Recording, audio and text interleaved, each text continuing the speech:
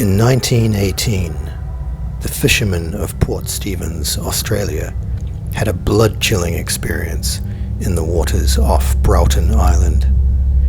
Despite occurring over 100 years ago, the incident continues to fuel speculation over whether the Megalodon is actually extinct.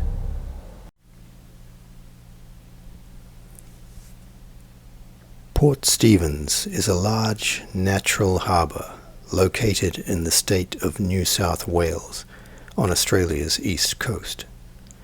The port lies approximately 160 kilometres, 99 miles, north of the capital, Sydney, and is today a popular tourism and retirement destination. Visitors to the region can enjoy all manner of aquatic activities such as whale and dolphin watching, fishing and recreational boating, and of course, swimming. However, by 1918, the region had played host to many different groups, including the indigenous Warimi people, escaped convicts who had discovered coal deposits in the region, soldiers stationed there to keep the peace, and fishermen.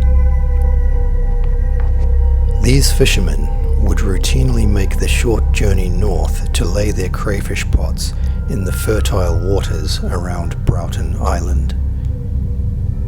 It was on just such an occasion, a routine trip to retrieve their crayfish pots, that the fishermen of Port Stephens found themselves in the midst of some terrifying and unwelcome company. David Stead, an Australian naturalist and author, recounted the story in his 1963 book, Sharks and Rays of Australian Seas. His recollection of the story goes like this.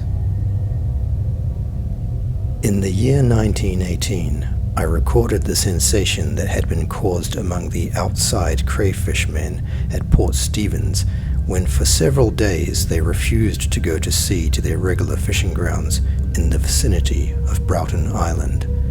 The men had been at work on the fishing grounds, which lie in deep water, when an immense shark of almost unbelievable proportions put in an appearance, lifting pot after pot containing many crayfishes and taking, as the men said, pots, mooring lines, and all.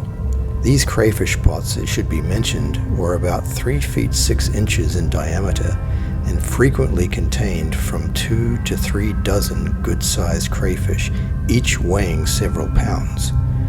The men were all unanimous that this shark was something the like of which they had never dreamed of. In company with the local fisheries inspector, I questioned many of the men very closely, and they all agreed as to the gigantic stature of the beast.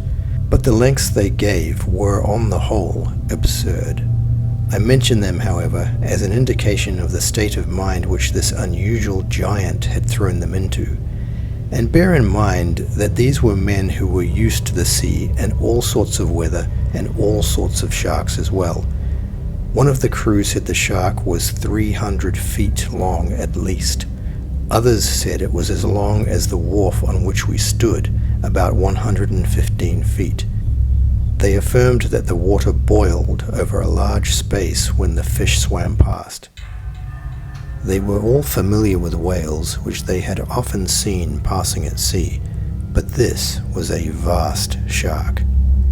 They had seen its terrible head, which was at least as long as the roof on the wharf shed at Nelson Bay. Impossible, of course. But these were prosaic and rather stolid men, not given to fish stories or even talking about their catches. Further, they knew that the person they were talking to, myself, had heard all the fish stories years before. One of the things that impressed me was that they all agreed as to the ghostly whitish color of the vast fish. The local fisheries inspector of the time, Mr. Payton, agreed with me that it must have been something really gigantic to put these experienced men into such a state of fear and panic.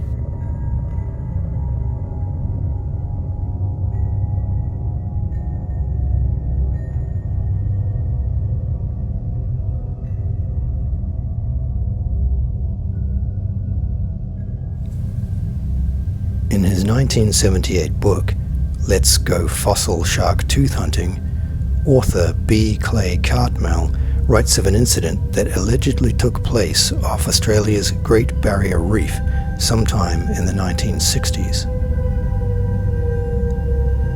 According to the book, a ship cruising the reef developed engine trouble and was forced to weigh anchor in order to make repairs. While repairs were underway, the captain and crew watched in shock as a gigantic shark swam slowly and menacingly past them. It's alleged that the shark was comparable in length to their ship, which measured 85 feet long.